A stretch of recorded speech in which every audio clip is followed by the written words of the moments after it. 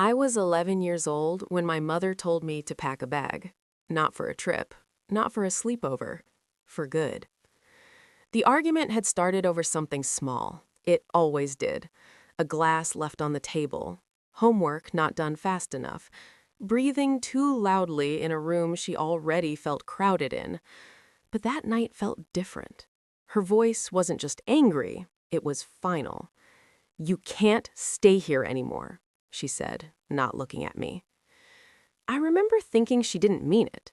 Parents threaten things they don't follow through on: grounding, taking away TV, canceling birthdays. But she opened the front door. The porch light flickered above us as I stood there holding a trash bag filled with clothes and one framed photo of my dad, the only one I had. He'd passed away 3 years earlier, and since then, something inside her had hardened. Grief changed her. Or maybe it revealed something that had always been there.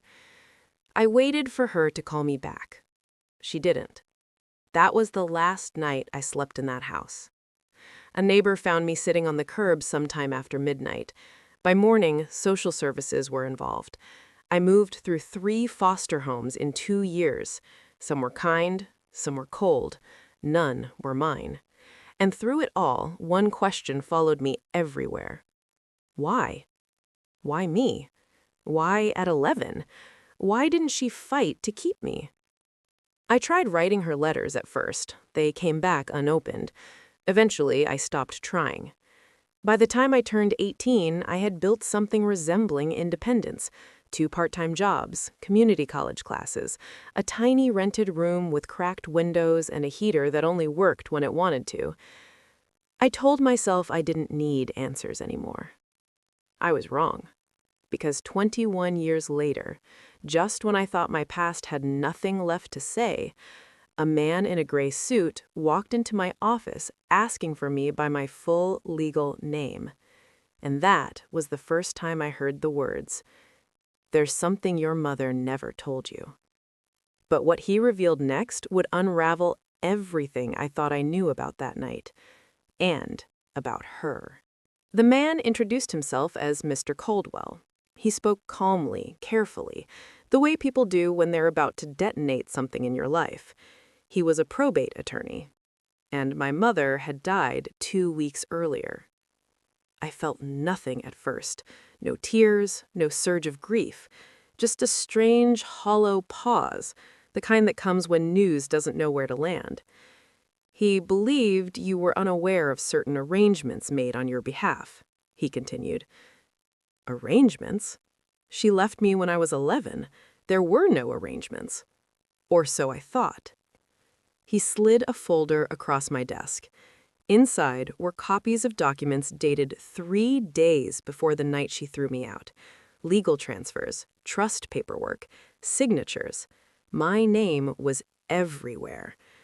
According to the documents, my mother had transferred ownership of the house, her savings, and a sizable life insurance payout from my father into a protected trust, one that I could only access at 32, my current age. My throat went dry. "She established strict conditions," Mr. Caldwell said. "You are not to be contacted, not directly, not indirectly." That part stung more than the abandonment. She insisted it was for your protection. Protection from what? I demanded answers. He hesitated, then handed me one last envelope. It was sealed, my name written across the front in handwriting I hadn't seen in 2 decades. "I was instructed to give this to you personally," he said. The envelope felt heavier than paper should. I didn't open it right away. I wasn't ready to hear her voice again, even in ink.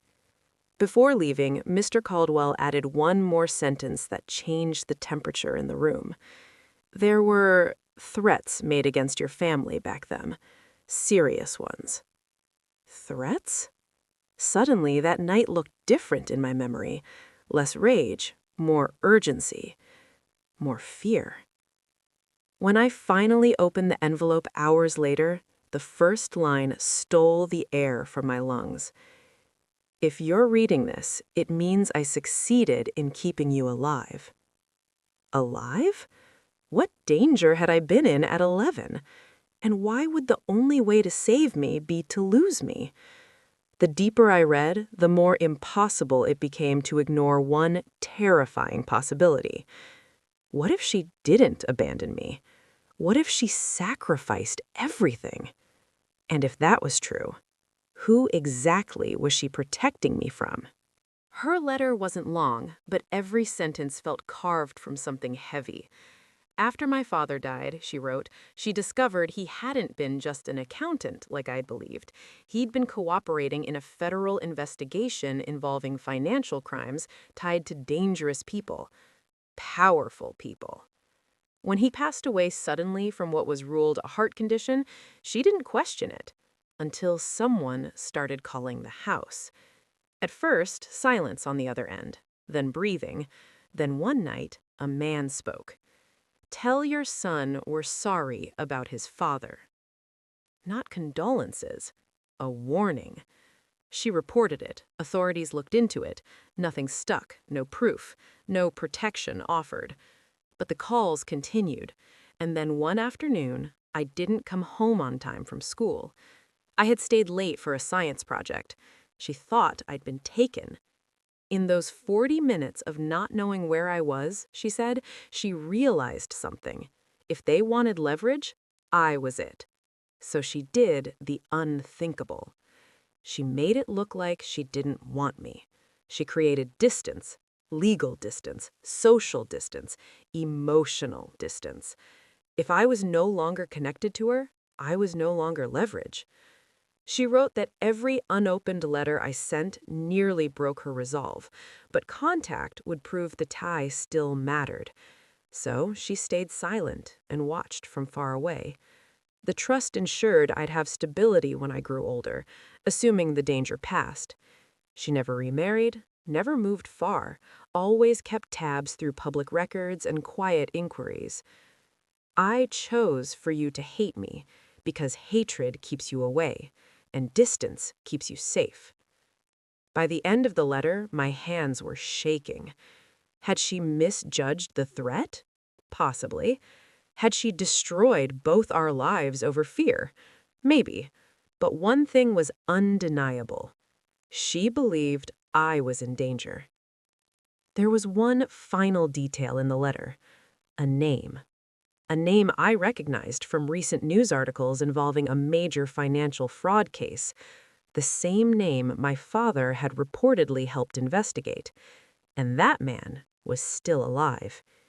If she'd been right about everything else, was the danger really over? Or had it simply been waiting? I couldn't ignore the name.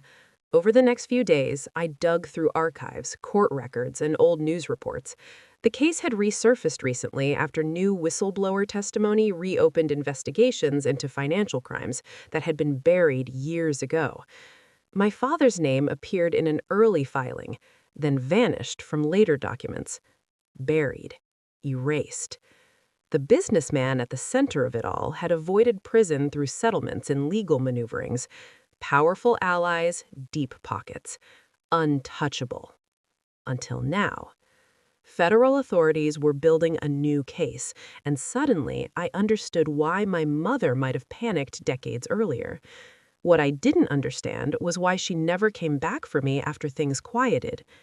Unless they never did. I returned to the old neighborhood. The house looked smaller, quieter. A different family lived there now.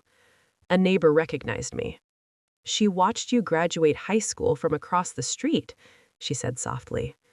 My chest tightened. She never stopped being your mother. She just believed distance was the only way. That night, I visited her grave for the first time. I didn't know what to say. Anger still lingered, so did grief for the childhood I lost. But beneath it all was something new. Understanding.